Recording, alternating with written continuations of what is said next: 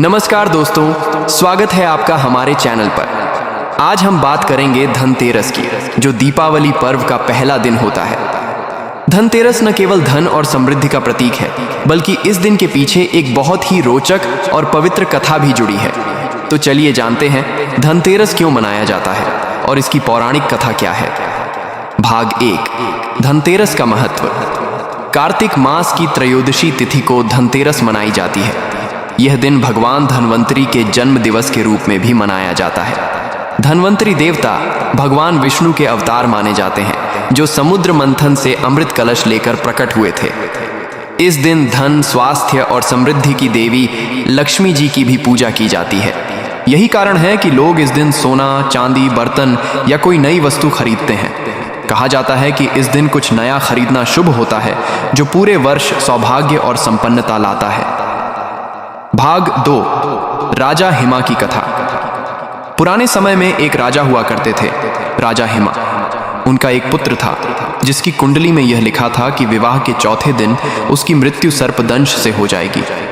राजा बहुत दुखी हुए, लेकिन विधि का विधान कौन टाल सकता है। फिर भी उन्होंने अपने पुत्र का विवाह एक बहुत ही बुद्धिमान और धार्मिक कन्या से कराया। विवाह के चौथे दिन जब मृत्यु का समय नजदीक आया, तो उसकी पत्नी ने अपने पति को सोने नहीं दिया। उसने दीपक जलाकर अपने कमरे के दरवाजे पर बहुत सारे दीपक, सोना, चांदी और जवाहरात रख दिए।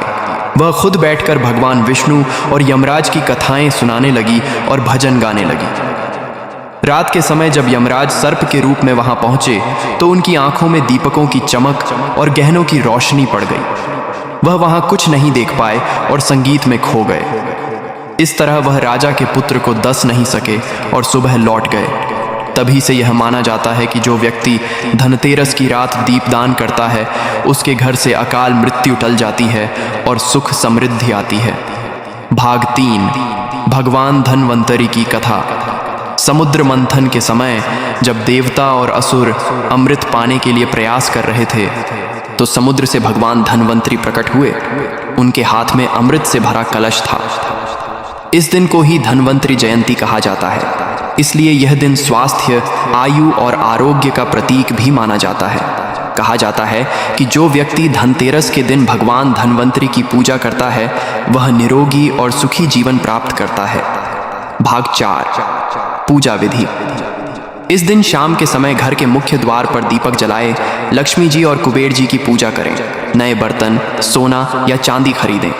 धन्वंतरी देवता का नाम लेकर जल से भरा कलश रखें और यह मंत्र बोलें, एयुएम धन्वंतरे नमः।